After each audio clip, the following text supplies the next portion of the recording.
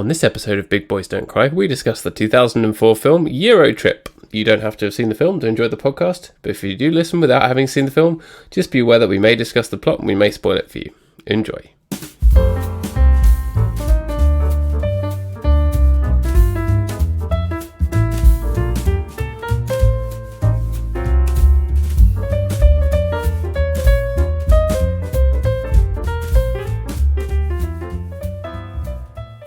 Big boys don't cry, Uber Alice.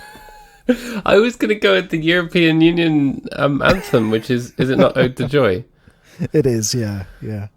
Big boys don't cry on this podcast, except when they do, they do. We like to watch romantic films. If you don't like to, fuck you. I mean, that's incredible. I was going to do that, or I was going to do like a version of Scotty Doesn't Know, but I was going to change it to Robbie, and it was going to be a song about how you didn't know how bad the film was. If that was the true anthem of the EU, we never would have left, would we? Yeah, Britain doesn't know. Britain doesn't know. That's very accurate. Yep. Britain doesn't know all the benefits of being part of a big, large trade bloc. They're all stupid and racist and they don't know. Yeah, basically. It tracks so well. It does. Oh, dear. So how are you on this fine day? Yeah, I'm good. I'm also in my bedroom, but I'm not in the bed because this is actually where I work. So I've moved up here to do the recording because it's raining very, very heavily on the roof of the room where I usually record. I say room, I mean conservatory. But, you know, it's not like a real room, is it? It's made of, like, weird perspex. Yeah, the strange perspex room that is a conservatory. Yeah. But yeah, I'm not too bad. I've been up and down this week, you know, with the whole pandemic stuff. But then I've been getting in the kitchen, making some things. I made cornbread. You ever had cornbread? I am a big fan of cornbread. How did your cornbread turn out? Very good. I've been doing it for a couple of weeks now on the regular, and it's good. It's become my new favourite treat. Oh, very good. Very good. It's very versatile. There's a lot you can do with it, isn't there? There is. It goes with an awful lot of stuff. It's... I'm jealous. Wish I had some cornbread. Yeah. The ingredient that's tough to find here is cornmeal, but we did actually manage to pick some up in the Sainsbury's shop, so... Yeah. The noise just then was very suspicious, can I just say? Very rudely forgot that I was still talking while pouring myself some sparkling water. It sounded very dodgy, particularly given that your camera has now gone off, so I did not know what you were doing. Sorry. I will leave it up to the audience's imagination. That's very disrespectful to you and to listeners. I'm really sorry. It's been a week. But you know what? It's not as disrespectful as the movie Eurotrip, is it? I was going to say, yeah, like, that's a film that's also disrespectful to its audience. So and to everything else. Eurotrip... Well, no, actually, to be fair, I think it is it's perfectly respectful to its audience being 15-year-old horny boys in 2004. A movie that inexplicably has a rating of 6.6 out of 10 on IMDb out of 195,000 ratings. Proof, if ever there was needed, that democracy does not work. Yeah, I think we should have a referendum on that. Have a referendum on whether the score of Eurotrip should be refreshed back to 0 and allow people to vote on it again. It's the will of the people. Or, you know, as is the case in Eurotrip, the willy of the naked people on the beach. Because if you didn't know, everyone in Europe is extremely horny and naked constantly. But there's also a pervert who wants to chase you and touch you. Yeah, at the moment I've barricaded myself in the room because there are so many people desperate to get in and attack me with sex toys. Yeah, it's just the nature of living in Europe. I just had to kick Fred Armisen out of my kitchen. That guy, he's always in there pretending to be Italian. So Had you watched Eurotrip before? Is this something that you had seen as a child? Yeah, as a 15-year-old boy, this was on like regular rotation in my school. I don't know. I think someone had like the DVD of the unrated version, where like it was too rude for the cinemas because they showed some old man's dicks in it on the nudist beach scene. That's the reason for that. So of course we were like, oh yeah, great, see an old man's dick. But like. This was, that we had the kind of classic films of the time, American Pie and whatnot, and all that kind of stuff that was actually like, we've never talked about American Pie, have we? We have not. I think we should get around to that one at some point. But yeah, this one was like, it was lewd, it was rude, it was kind of a cut above a lot of the others because you got to see some boobs. I was of that kind of age. This is, before we had internet access, but you couldn't really access the internet from like your room at school. So you had to have DVDs and like dodgy VCDs that people had brought back from China and stuff. And this was one of those films that we watched a lot and like thought was hilarious because you don't know any better. So for that reason, I kind of look back on it with some rose-tinted glasses, but I still know that it's an absolute travesty. And a horrible, stupid film that should not have been made. It is absolutely terrible. I'd never seen it before. However, I had seen Road Trip a few times. Yeah. The one that has a scene where Tom Green needs to feed a snake and is not successful at feeding said snake. That's not the one where he humps a dead moose. What's that, sorry? That's not the film where he humps a dead moose, like Eminem says in the song. That is... I think that's Freddy Got Fingered, isn't it? Oh yeah, Freddy Got Fingered by a Moose. That's the one. Which is the movie where, for some inexplicable reason, a movie studio just threw money at Tom Green for him to make a film, and he made one of the most incoherent messes that's ever been put on celluloid, as fully expected. Yeah, which is a movie we should talk about at some point because definitely there's something fascinating about Freddy Got Fingered. Genuinely terrible, but also quite unique, and just the way that it was made is very interesting to talk about. But Eurotrip recently, that's from the producers of Road Trip. It's not like a sequel. People often mistake it for a sequel, but it's not. It's a spiritual successor, I suppose, is the best way to put it. Yeah. We recently revealed the meanest film we'd ever seen on the podcast, which was that piece of shit. What was that? Movie. Just Friends? Oh, Just Friends. I was thinking about that, actually, while I was watching this, and thinking that Eurotrip came out a year before Just Friends, but they're of a vaguely similar misogynist ilk, aren't they? Yeah, and I think Just Friends is the meanest film we've watched for this podcast. Eurotrip is the stupidest film we've watched for this podcast. Yeah, like, it's not mean-spirited overall, but it is just really, really stupid. Yeah. And it's various forms of bigoted, you've got sexism everywhere, basically from the beginning of the film. You've got homophobia all over the place. Yeah, they use the word gay as an insult. They talked about going to Europe and they say that that's gay. And we're like, great guys, film from 2004. Yeah. Racism obviously everywhere. Its portrayal of Eastern Europe is extremely bad, and also ableist, because of course it is, because this is a movie from 2004 aimed at teenage boys. So obviously it was going to be ableist as well. They drop the R word at a few points, which is not good. So it is bad in that regard. And it's not just like thrown in; it's like a key plot point. It is a key. Yeah, you're right. That gets them into the Vatican, where they're admitted by a guard who looks a lot like Nigel Farage. What was Nigel Farage up to in 2004? Because he hadn't got round to destroying our democracy yet. Not being elected an MP, I imagine. Probably. So in this movie, we've got our main character Scott. His girlfriend dumps him. Turns out that she's been cheating on him with everyone, but particularly with Matt Damon. with Matt Damon as the least convincing punk I've ever seen in my life. What do you mean? He gets his tongue out and goes while he's lip syncing to the song. I'm a punk. I'm Matt Damon the punk. Look Matt at my Damon earrings. generally generally a good actor, right? What the fuck is he doing in this? Because he's not acting. He's doing an extremely bad job in this cameo. This was probably a day's work, or like one evening's shoot, where all he had to do was stand up and lip sync to the song and goof around.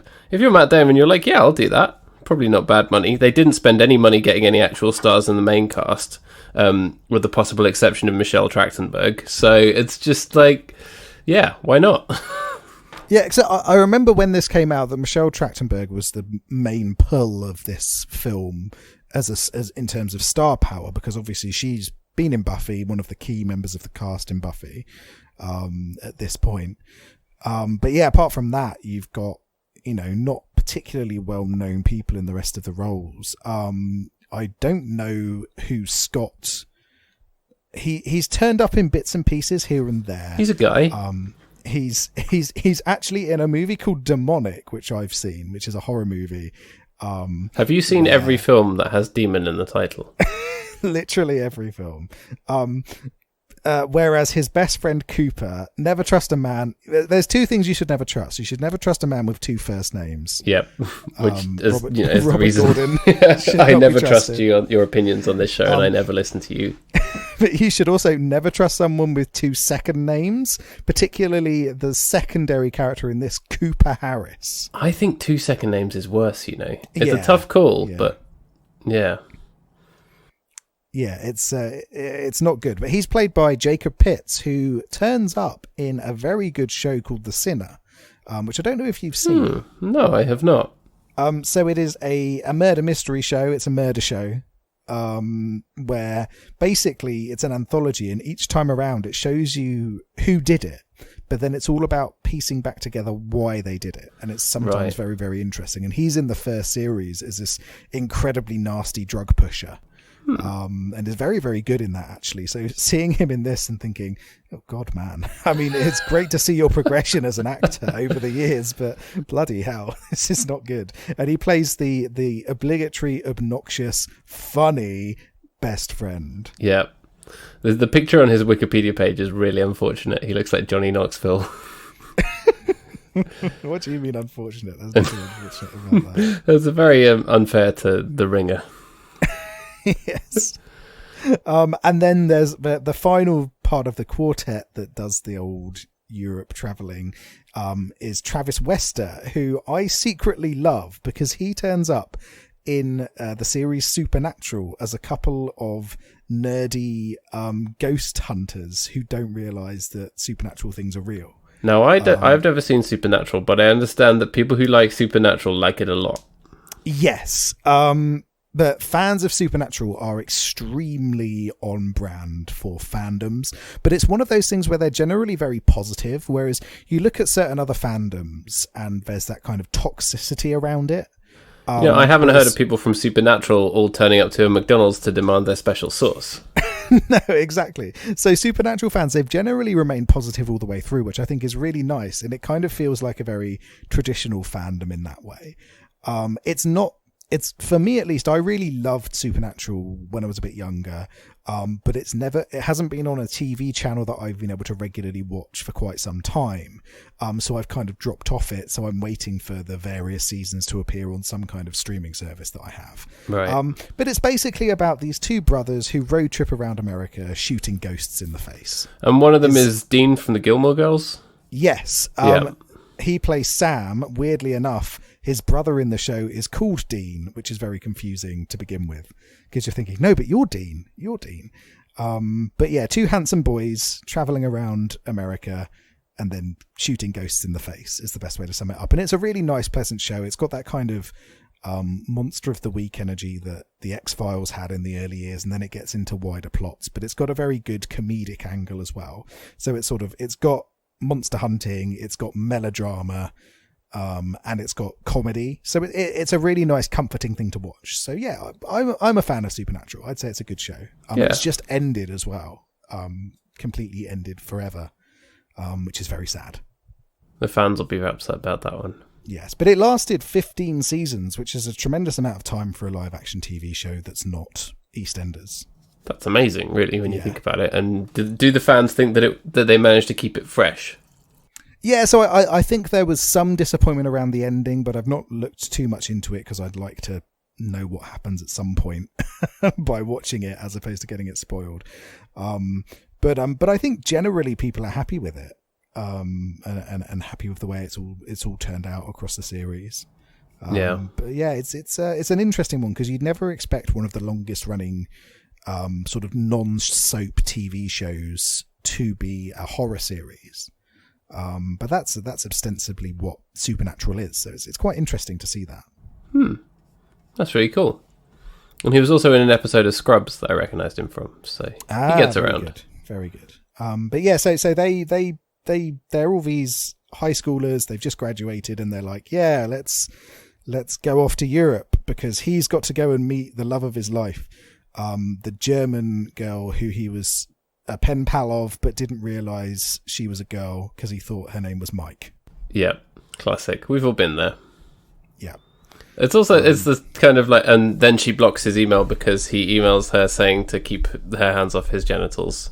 Yeah, because of homophobia. Yeah, because this film is obsessed with homophobia and the fact that all European people are perverts who want to grab your dick. Yeah, exactly. So off they trot. They end up in London and end up with some football hooligans. Yeah, one of which is played by Winifred Jones, as I believe is his full name. Benjamin Jones. Yeah. Benjamin Jones. They got an actual convicted criminal and real life football hooligan to play a football hooligan.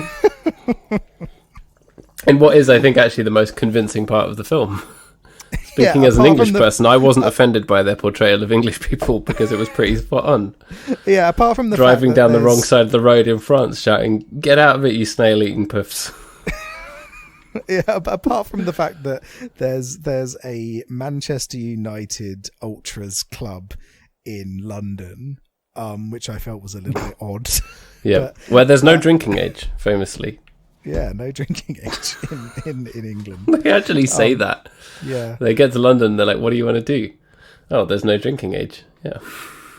I mean, that's my experience. Just as if that's real. I've never been carded at any point in my life. But yeah, so they end up with these hooligans and then they join them on a trip over to France because Manchester United are playing a team in France. And so the hooligan lads have got to get rowdy. But then, yeah, they travel across various different places, generally being racist wherever they go, and having lots of stereotypes to do with having racist things happen. It's not like they're even doing the racism. It's like the film is just doing it constantly, and they have to wade through it. Yeah, they're not directly racist very often. It's just the movie is inherently a racist experience. Yeah, I do like the scene in the pub with Vinnie Jones though. They walk in, he's like, "Who are you?" And he asks him to sing the Manchester United song. Yes, yeah. My baby takes the, and then he ends it by going, "To see the Manchester United football team." Am I right? That's the kind of thing that I could imagine you doing. Yeah, because if we ended up playing a gig at a place that was actually like a hooligan site, and then we had to do something, it would just be saying, yes, I see you're a fan of the Leeds United. Then we'll do a song. Yeah, come on, you Leeds boys, am I right? Come on, you Leeds United. Yep. Interesting fact for you, the Kaiser Chiefs is a band. Yep. They are actually named partly off their love of Leeds United. I knew it was a football thing, but I wasn't sure. I thought it was something to do with Kaiser Wilhelm and his love for a football team called the Chiefs. Yeah, that's exactly right. No, so there's a South African football club called Kaiser Chiefs.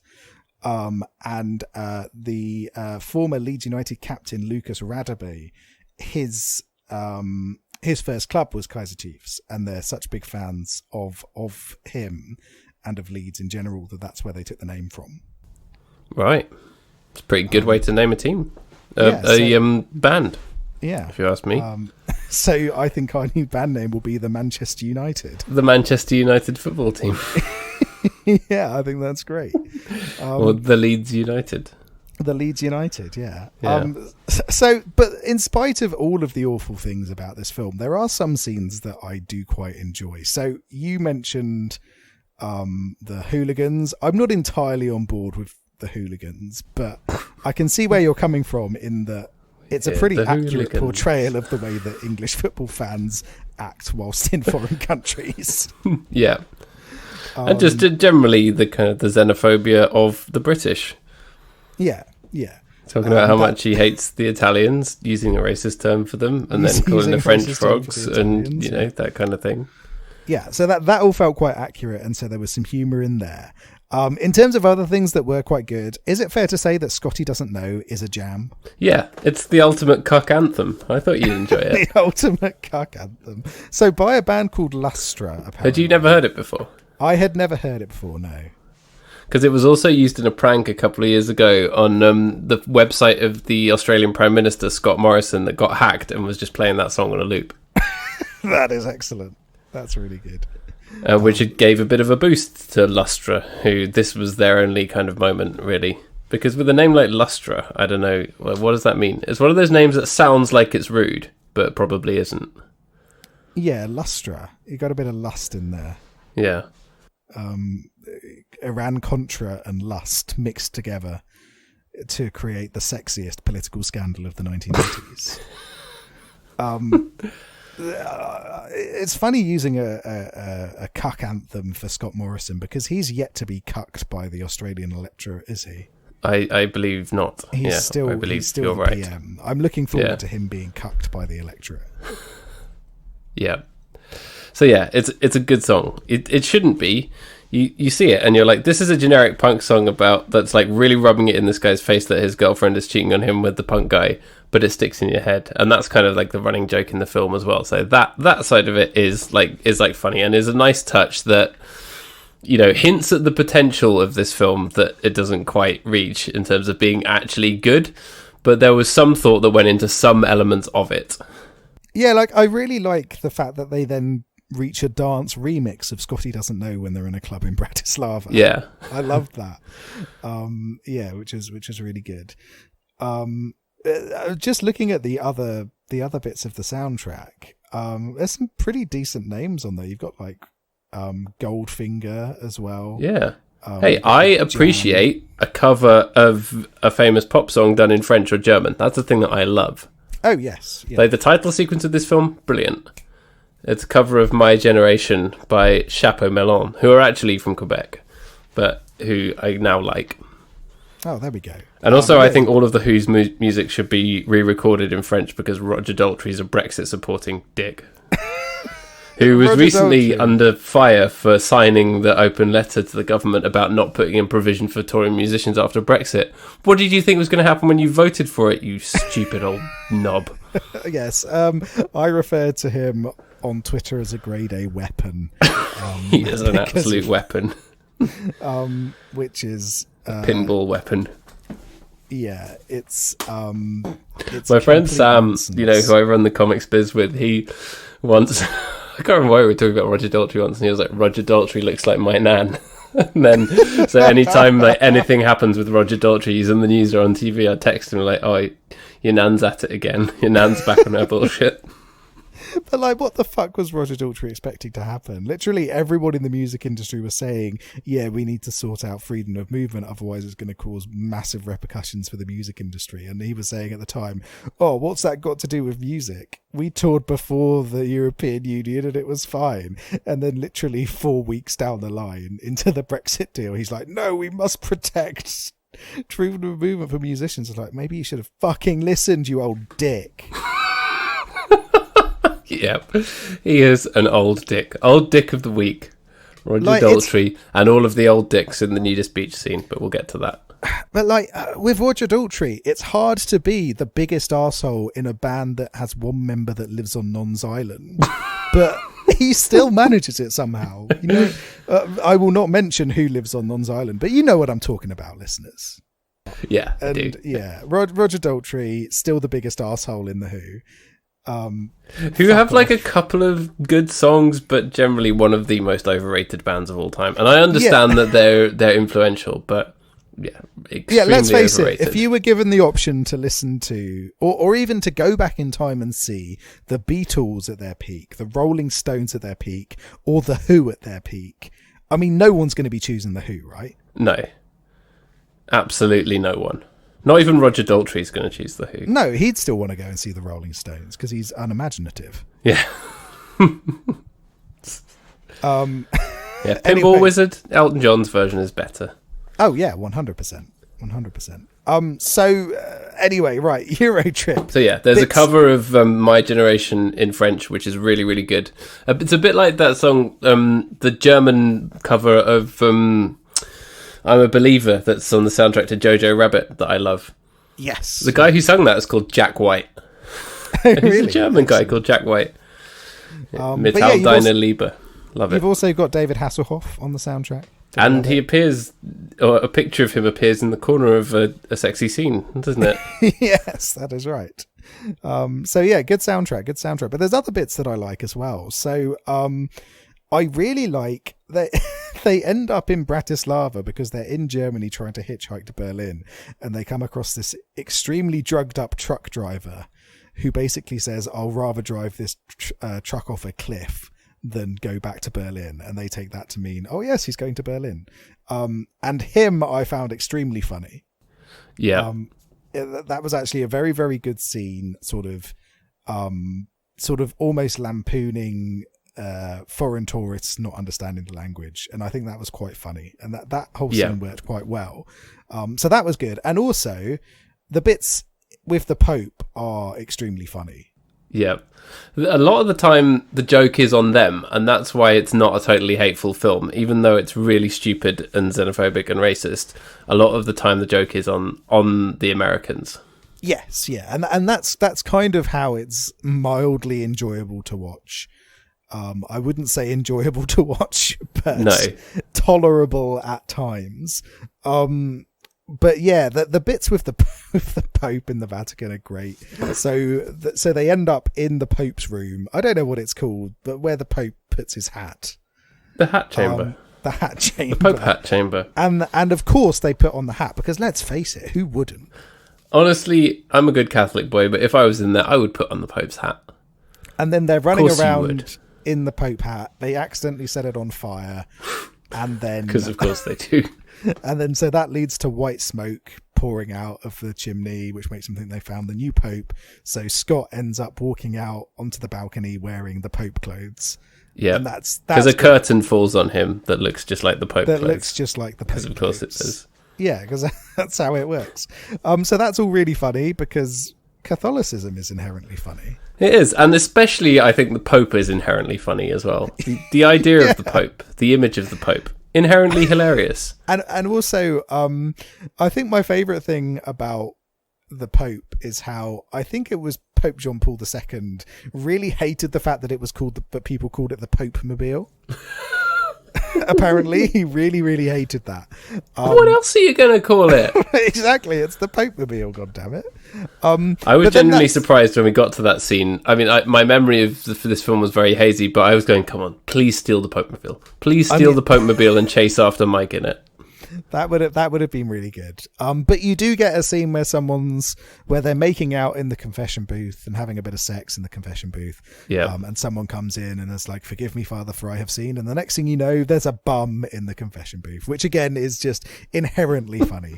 Bums are funny, confession booths are funny. Combine the two, you're gonna laugh. Yeah, can't go wrong. But that's basically it in terms of enjoyable moments for me in this film. A lot of it is a big chore. All of the scenes in Amsterdam are just extremely bad. I think it's fair to say. And it's unfortunate that Lucy Lawless had to be involved, because she's great. Yes, yeah. So she. But again, it was probably like one evening's work. Yeah, and she's like a dominatrix, and he can't read the safe word, which is funny. And weird sex is funny. Yeah. You like to see a guy getting his balls smashed. Yeah. Exactly. So yeah, it's all I mean, this is a movie that obviously was meant to be immature, but I don't remember. Although once again in Amsterdam, the joke is on them, and they go into the like Rasta cafe assuming that they're making hash brownies, and they're not hash brownies, and then they're revealed as racist, and they're kicked out of the cafe. Yeah, and that, again, that's all right, but again, it's all a bit just throw a load of stereotypes of Europe into one scene, and then let's just do it. And they sort of circumvent it a little bit, which is nice, but it's still quite tiresome to watch.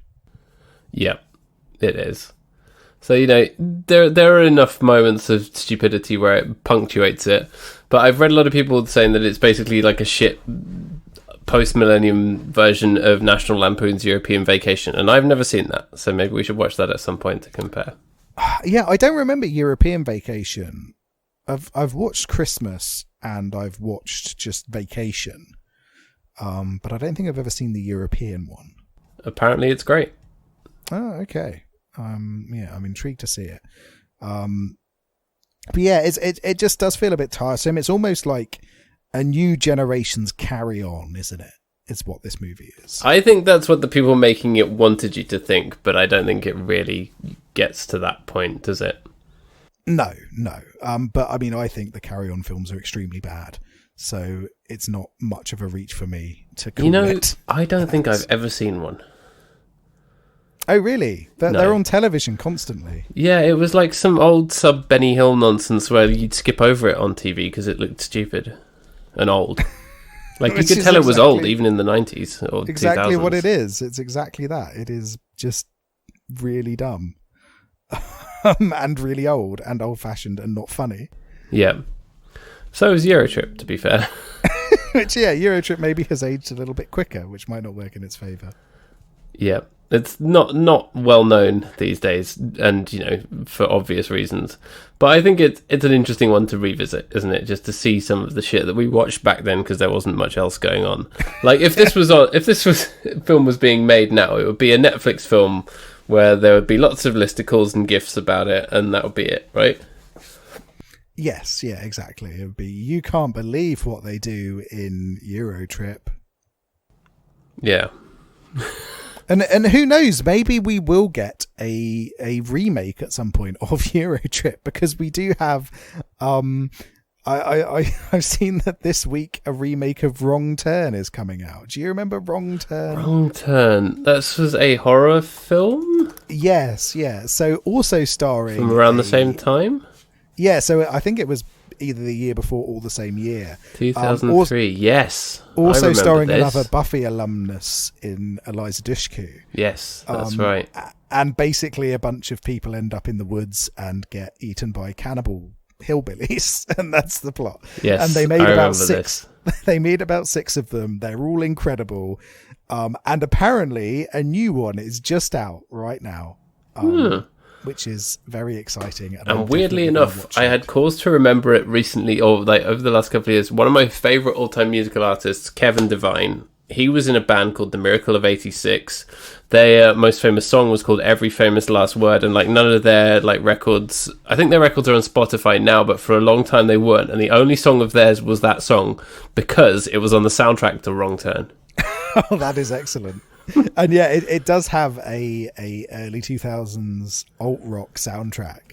Yeah. We rewatched Wrong Turn actually, because we saw that the new one was coming out. We rewatched it, I think, the night before last. We're like, oh yeah, let's rewatch Wrong Turn, and it still holds up and is still really fun. And you get to see Jeremy Sisto get murdered by hillbillies. Oh, Jeremy Sisto! It's a very sad moment. That guy, I love that guy. Yeah, and he's great. It's one of my favourite performances of his. Kevin Zegers is in this film. Do you know who Kevin Zegers is? No. He's the kid from the Air Bud franchise. Right. He's the main Air Bud boy. Not the dog, obviously. The boy. That's the main Air Bud boy. It's the dog. Yeah. Oh man, this guy's only like 3 years older than us. That could have been me in those Air Bud films. You could have been in Air Bud. I think we need to remake it. Yeah. Definitely. Enough time has passed. Yeah, we need new Air Bud, please. Yeah. But yeah, Wrong Turn Paddy. was definitely one we had around the same time. And that and like the Resident Evil movie, those were our kind of staple horror films that we'd watch at school. Oh yeah, no, I'm a big fan of the Wrong Turn films, and I like the first couple of Resident Evils. And then there was also the horrible movies by Eli Roth about the flesh-eating virus. I've forgotten what they're called, but they're very bad. But those were that was the way that horror was back when we were young and stupid. Yeah, it wasn't a horror movie unless someone got roundhouse kicked. Yeah, and unless they were cannibals or chainsaws. Or both. Yeah, exactly. Yeah, so it's very of its time, isn't it? Yeah, for sure. It was a time of excess, wasn't it? This is, pre-financial crash, pre-social media, pre-iPhones. You could get away with anything in filmmaking. Yeah, just put some boobs in a movie, it's going to get watched. Yeah. You can see them sitting around the table going, we're going to write this film, right, about a trip to Europe. Every single woman, unless she has more than 3 lines, is going to take her top off. The kids will love it. That's exactly right. It has aged incredibly poorly. And I don't remember people enjoying it when it came out either. No, I don't know that it did very well. It bombed at the box office. Oh, did it? Yeah, we only knew about it because, someone had like a dodgy VCD of it. Right, okay. Yeah, because I remember it coming out, but I don't remember anybody actually seeing it. And maybe that's just because my friends were too highbrow when I was a kid. Of course, you had lots of very highbrow friends. Yeah, we were sitting around drinking espresso and then being discussing Wittgenstein over a game of backgammon.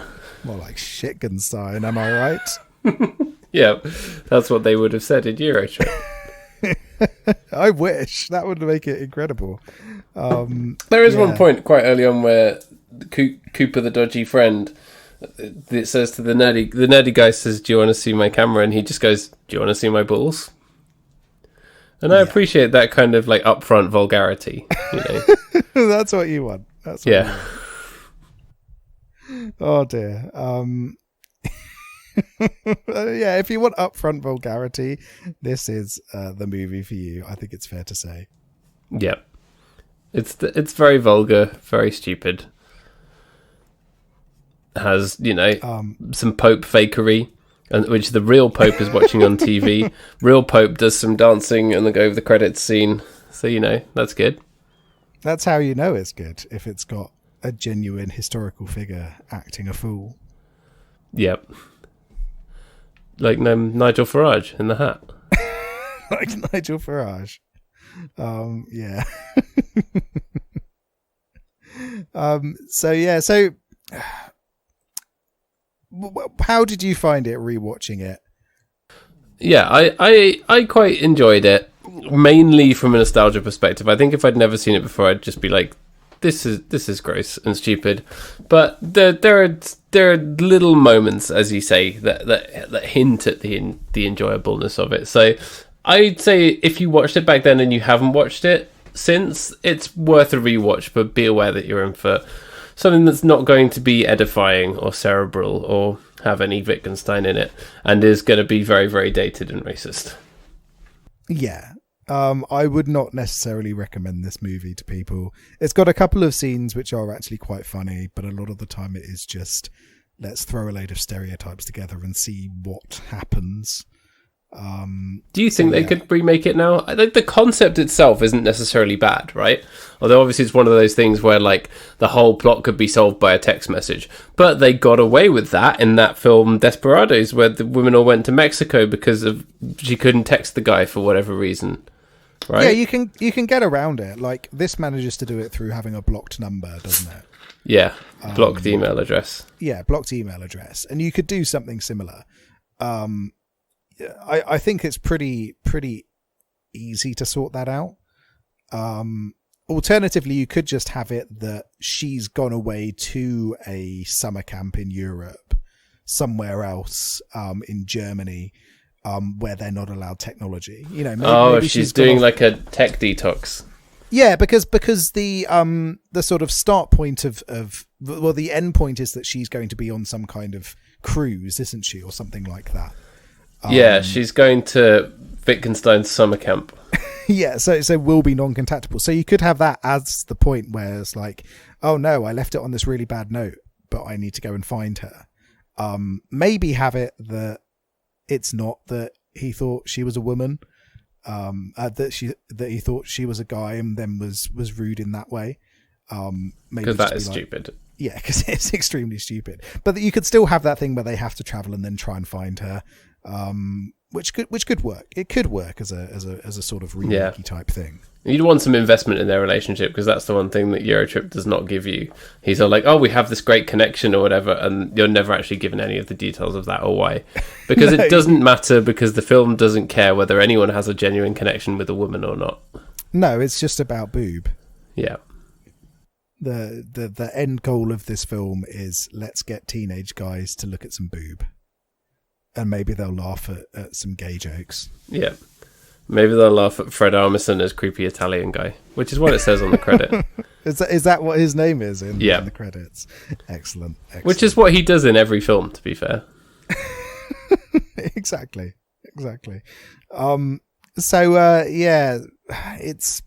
It's not good. It's not good. I'm kind of tempted for us to watch Road Trip at some point. Yeah, because my memory of that is really hazy as well. Yeah. All I remember about it is Tom Green. And I think the guy who plays Stifler gets a finger up his bum. That sounds about right. And I think that's all I can remember about Sean William Scott, the Canadian hockey man. Yeah, Sean, who I secretly love. Sean William Scott is an underrated... Yeah, he's the dude. We got to watch that hockey film, Goon. Yeah, Goon is apparently very good, isn't it? Yeah. He's also Country Mac. Country Mac, so good. Which you cannot look past. And I think I said that he turned up in this horror movie I was watching, and it was very, very good. Where he's like a serial killer, and it's really stylistic in a kind of 80s exploitation way, and it's a good one. So yeah, we love you, Sean William Scott, and at some point we will be watching your earlier movies. We Stan William Scott. That's his real name. William Scott. But I genuinely don't remember American Pie at all.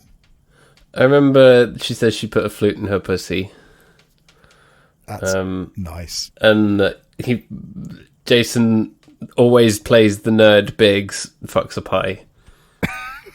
That's it. That's all I can remember. I have so little recollection of that film. Jason Biggs, who's in... he's also in The Loser, which is the teenage dirtbag film, isn't it? That's right. Yeah, people don't even remember that's where that song came from, even though it's like in the music video. In the music we video, got to talk about that. There are so many films from this era that we need to cover. Alternatively, that we should just forget about forever. Yeah, but that's what we do. It's like it could go either way. That's what we do. But there's about 10 films from that era with Jason Biggs playing the same character. Yes, that's completely right. He does it an awful lot, and it's a very interesting time for movies, isn't it? Is that kind of era where you had American Pie, which was a little bit before a lot of the other gross out. It was like 2000 American Pie. Yeah, it was very, very early. Whereas a lot of them are sort of, you're looking at 2002, 2003, 2004, where men were not allowed to show emotion. You must laugh at boob.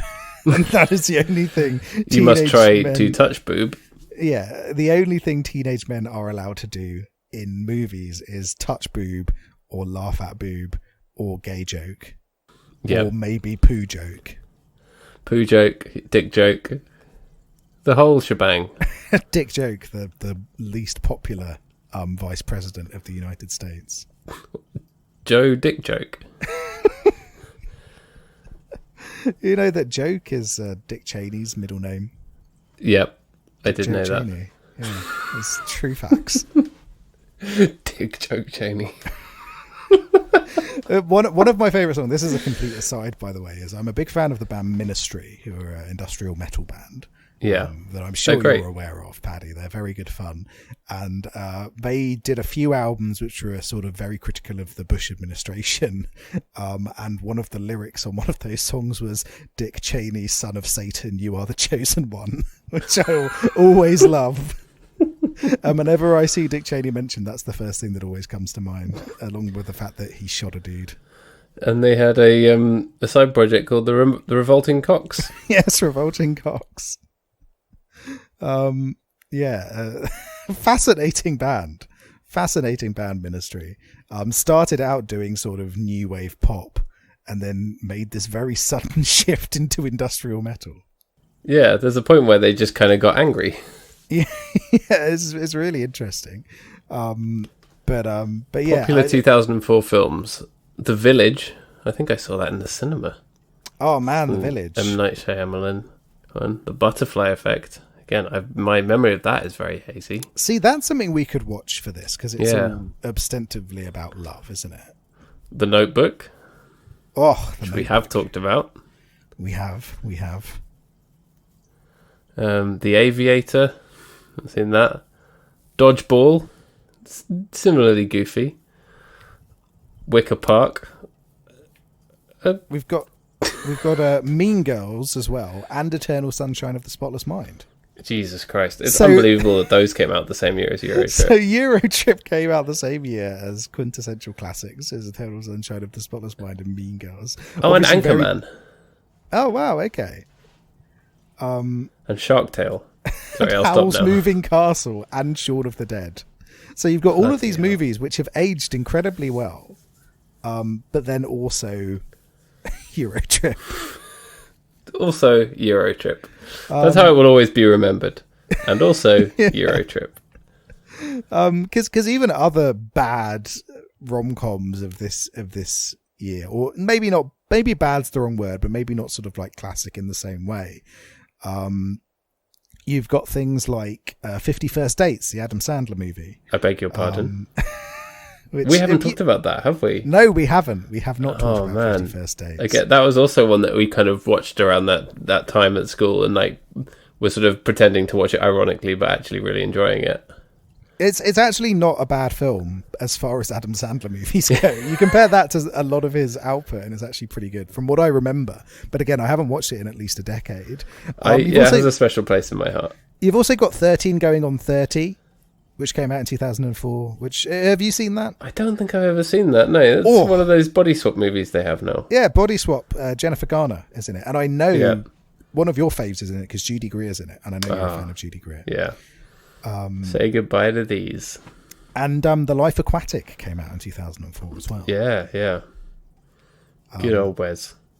So there's some genuinely quite good films that came out that year that have aged incredibly well. But then, you've got Eurotrip, which is almost like the dregs of that era, I suppose. Because even films like Anchorman and Dodgeball have a little bit more of a sort of absurdist bent to them. Yeah, where they're and I think people look back very fondly on Anchorman and on Dodgeball, maybe a little bit less, but Anchorman, people still hold that up as like a great comedy of the era. Yes, yeah, they do. And it kind of, comedy was being democratized in terms of steering a little bit away from laughing at people and instead delivering things that people could laugh at regardless of their situation.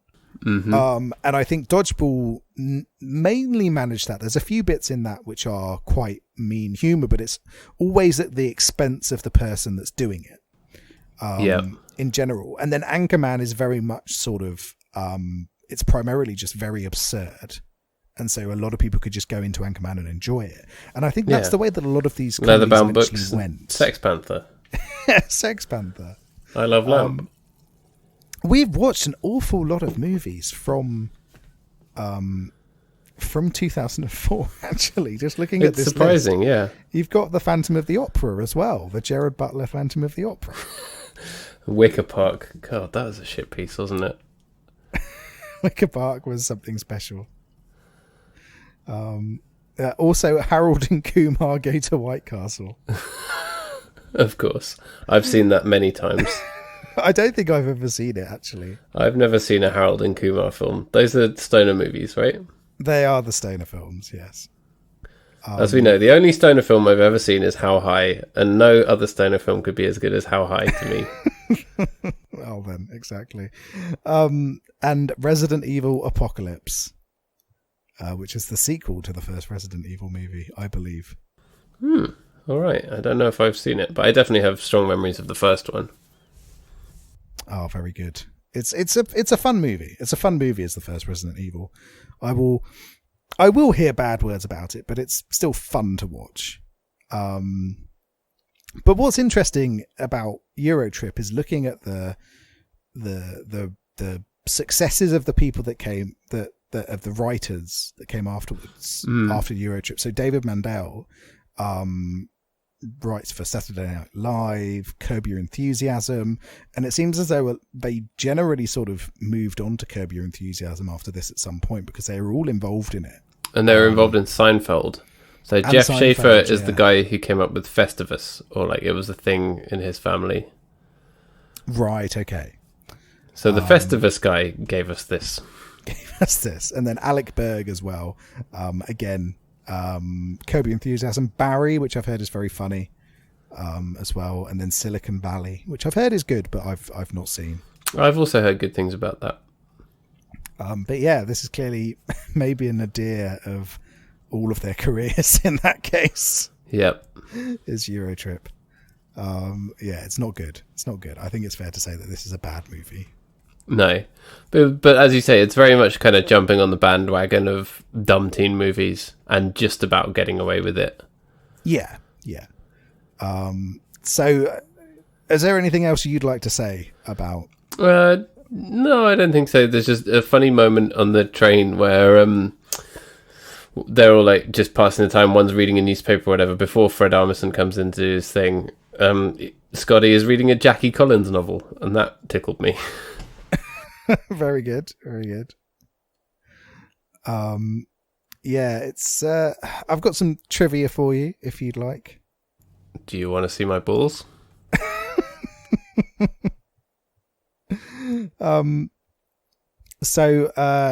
Apparently, while filming the nude beach scene, Jacob Pitts would not put his shorts back on because he was enjoying how uncomfortable it made everyone else. Okay. Equally, the kegs at the graduation party were filled with real beer. According to the directors, in the scene where Cooper is thrown behind Scotty after the hot tub incident, Jacob Pitts is quite inebriated. The hot tub incident? Yeah. Where he tricks a woman into showing him her breasts. In a quite horrible scene.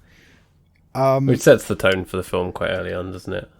And here's an opportunity to talk about how bad this movie could have been. So despite all the political incorrectness in the film, there was one scene that was just too much for the studio, referred to by the producers as the Anne Frank sex scene. Oh, God. In the scene, which was never filmed but available in script form on the original DVD, they claim that Cooper finds a flyer for a sex club called The Secret Room and accidentally misidentifies the house of Anne Frank as the club. Right. Encountering a big line outside, Cooper assumes he has found the correct place, but instead of waiting, he goes through a back door. Once he discovers a small room with a small bed, he decides to get naked and wait for a sex worker, but soon after finds himself exposed in front of a tour group. To make matters worse, Anne Frank's only living relative was part of the tour group. Right, of course. So instead, he goes to get his balls smashed by Lucy Lawless's men. Yeah, which is a much better scene, thankfully, than what they were initially planning. So thank you at least for showing that level of restraint with your terrible sex comedy. To not make fun of Anne Frank in your shit film. Oh, what a golden age it was. Yes. And I don't know if you noticed, but the two men in the sex club are called Hans and Gruber. And yes, obviously did. Hans Gruber That's is the good. name of the villain in Die Hard. Yep. So there's a Christmas reference. There's a Christmas reference. This is a Christmas movie. Yeah. I always said Eurotrip's a Christmas film. Yeah, I think we're definitely saying Eurotrip is a Christmas film. Right, so how are we going to rank this piece of shit? Let's see. How many countries do you visit on your trip to Europe when you're trying to find your friend at summer camp? So my interrailing experience was very limited because I only made it through 6 countries. I think that's pretty generous. Yeah, I'll go just one higher and give it a 7 for the nostalgia factor that this was a film that I watched when I was the right age for it, when it was aimed at me. But I appreciate that it is very bad and stupid. It's extremely bad. I appreciate the scenes with the terrifying truck driver. I like the fact that someone gets their bum out in the Vatican, but apart from that, there wasn't too much to keep me entertained, I'm afraid. Important lesson: Catholicism is funny. Popes are funny. Bums are funny. You heard it here first. That's what we're doing. That's what what we're all about. The Pope is a funny man. Yeah. I'm just waiting for him to get his bum out on that balcony. Yeah, that's what we want. Get your balls out, Popey boy. Come on, Pope Francis. Yeah. Next time he has an address, he's just going to stand up there on the front of the balcony and say, "Do you want to see my balls?" That's what. If I ever get to meet the Pope, and God willing, I will. That's the first thing I'm going to say is, "Oh, Popey, show us your balls." I pray for you every night, and I'm like, "Dear Lord, please let Rob meet the Pope." So I know it's what you've always wanted. So we can see the Pope's balls. Yeah. So anyway, right. It's my choice next. It is. What are we watching? Well, I thought last time out you gave me 3 options. So I figured I'd do the same for you this time. I like this way of choosing films, by the way. Oh, good. I don't think we have to do it every time, but I think it works out well when we do. Excellent. So we've got annoyingly, there's a couple of things we mentioned as part of this podcast, so 13 going on 30 and 50 First Dates, that I really want to watch at some point. So I think maybe we should add them to the list and pick up at some point. But I have got 3 options for you. So first up, we've got a sequel to a bad movie that we watched previously. Okay. Second up, we've got an iconic series that made the leap to the big screen. And finally, we've got an interesting spoof on the rom-com formula. Oh, that's tough because those all sound good. That's not like when I give you options. You give me the choice of Juice Bigelow or Vinnie Jones. Yeah, or Prince. Or Prince. The first one, sequel to a film that we've watched. You have literally chosen the worst possible option out of I thought that might be the case, yeah. Yeah, so you remember After? Oh, God. You know, the sequel to that came out at the end of last year, in October of last year. Yeah. We're going to be Well, it's important that we talk about recent Netflix stuff, isn't it?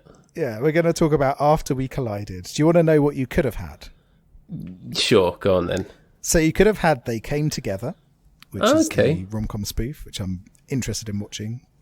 Or we could have started the Sex and the City train. Okay, Sex and the City, the movie. Because that's coming back onto television, but it's called something else. It's called Sex City, I believe. Or In the City Sex. In the City Sex, yeah. So you could have had Sex and the City. You could have had They Came Together, but you've ended which up apparently is good. We Collided. Yes, yeah. I really like what the other people have who worked on it have done. So at some point I do want to speak about that. But yeah, you've chosen what is probably a piece of shit. Good. I'm glad. With Hero Finds Tiffin. Yep. Hero. Who was not heroic in the first one. So No. But yeah, okay, cool. I'm excited. Well, no, I'm not. I'm not excited to watch this at all. I don't know if that's the right word. But we have got to do it. We've made a promise. We have made a verbal contract to watch this film. We have committed to you, our fans, that we're going to occasionally talk about something that's reasonably contemporary. Not films from 2004. No. So there we go. We'll talk about something that the kids like. Yeah, kids like After, don't they? Yeah, it's the kind of film that the kids are watching on Netflix. They're the cool hip kids with their Amazon Prime subscriptions. When they're not... Oh, it's an Amazon Prime, is it? I believe so, yes. Right, when they're not doing their TikToks and whatnot. And destroying hedge fund companies. Yeah. in recent current events. Yeah, but that's why I feel like we should make an effort to watch these kind of films, because these kids are going to inherit the earth, right? Yeah, so we need to know what makes them tick so we can destroy them. Yep. Hero finds Tiff and is going to inherit the Earth, and we have to make sure that he destroys capitalism. Yeah, that's what we need. Yep. So I'm looking forward to that. Excellent. All right. Well, thanks a lot for listening. We really, really do appreciate it. And if you watched Eurotrip, glad you watched along with us, and we really hope you found something in it to enjoy. We will be back next week to talk about After We Collided. There's a link in our show notes where you can give us money. Think of it like a tip jar, because, we don't have ads or anything. So, yeah, give us a little bit of money if you like what we do. If you think it's important to revisit films from 2004 that people don't remember. Yeah, what about our European trip? Yeah, we need to fund a trip around Europe so we can remake this film and have it being about the Pope's balls or whatever. Yeah, Eurotrip 2. The Pope has 2 balls. The other is in the Albert Hall. Yeah. Yeah, Eurotrip 2, the Pope's balls. So give us your money and we can make that film. We'll even hire the original cast. Yep. I can't wait. Especially Vinnie Jones. He'll play the Pope. I think he'd make a great Pope. Yeah, we'll make him the Pope. Yeah. In a shocking turn of events. The angry, violent Pope. Like lots of popes. We're at the end of the episode, so I won't hold you up too much, but goddamn, the history of who has been Pope is fascinating, and there's been some extremely angry popes over the years. Yeah. So that's your homework, listeners. Go and read about old angry popes. Read about old angry popes and then watch The Sexy Young Pope, Jude Law. Yeah, sexy young pope. Yeah. All one word. There are just about... Sexy Pope. There's just about enough sexy Pope content out there in like TV shows or whatever to get you through an evening. So that's what you can do once you've watched Eurotrip. Yeah, get on the sexy Pope train. The sexy Pope train. That's all one word. Sexy Pope train. www.sexypopetrain.com/Pope balls. I'm gonna register that domain right now. Oh dear. All right, good times. Thanks a lot for listening. We do love you. We hope you're all staying healthy and safe, and we'll be back next week to talk about After We Collided. After We Collided. That's right. All right. Bye. Bye.